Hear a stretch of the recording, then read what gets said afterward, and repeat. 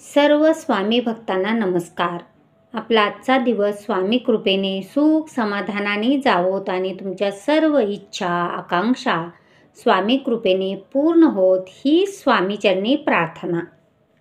स्वामी भक्तांनो, आज आपण पाहणार आहोत की वास्तुशांती का करावी, वास्तुशांतीचा उगम केव्हापासून झाला, वास्तुपुरुष नेमका कोण व कसा निर्माण झाला याची सविस्तर माहिती आपण आजच्या व्हिडिओमध्ये पाहणार आहोत. त्यासाठी व्हिडिओ शेवटपर्यंत पहा, कुठेही स्किप करू नका आणि चॅनलवरती नवीन असल्यास चॅनलला सबस्क्राईब मात्र जरूर करा.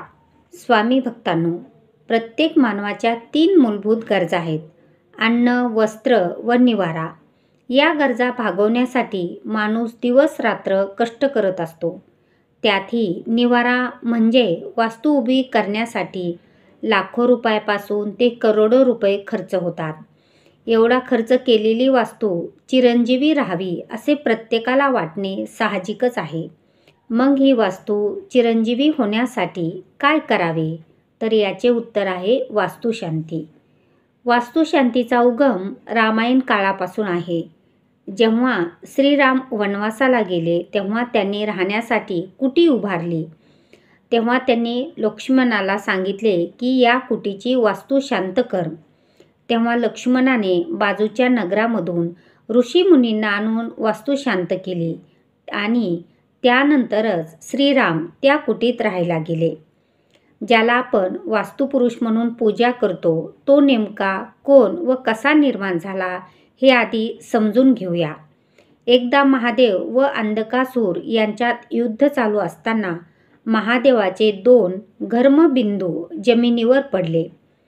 घर्मबिंदू म्हणजेच घामाचे 2 थेंब जमिनीवर पडले आणि त्यातून एक महाभयानक मानव तयार झाला. त्याला जन्मताच भयानक भूक लागली होती. त्याने अंधकारासुरासह त्याची सर्व सेना खाऊन टाकली, तरी त्याची भूक काही भागेना. तेव्हा त्याने भक्ष्य म्हणून महादेवावर चाल केली. तेव्हा सर्व देवांनी मिळून त्याला पालथा पाडला व सर्व देव त्याच्या शरीरावर बसले. त्यानंतर त्याने महादेवाची स्तुती केली. यावर महादेवाने त्याला वर दिला की तुझ्या शरीरावर बसलेले सर्व देव तुझ्यात वास करतील व तू वास्तुपुरुष अथवा वास्तुदेवता म्हणून ओळखला जाशील. ज्यावेळी मानव नवीन घर, वाडे, मंदिर, नगर वसवेल त्यावेळी प्रथम तुझी पूजा करून तुला बलिपिंड देईल. तो खाऊन तू तुझी भूक भागव व त्या वास्तूमध्ये राहणाऱ्या लोकांची भरभराट कर व जे लोक तुझी पूजा करणार नाहीत, तुला बलिपिंड देणार नाहीत, त्यांची वास्तू तू खाऊन टाक.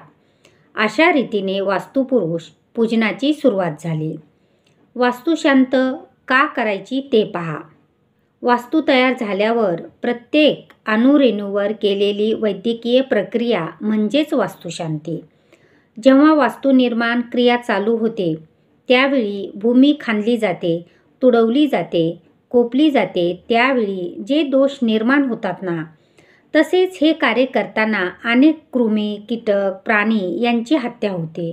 या सर्वांचा दोष मला येऊ नये आणि आला असेल तर तो निघून जावा, शत्रुबुद्धीचा नाश व्हावा. या वास्तूत राहणाऱ्या माझ्या परिजनांना धन, धान्य, पुत्र, पौत्र, दीर्घायुष्य यांचा उत्तम लाभ व्हावा म्हणून वास्तुशांती केली जाते.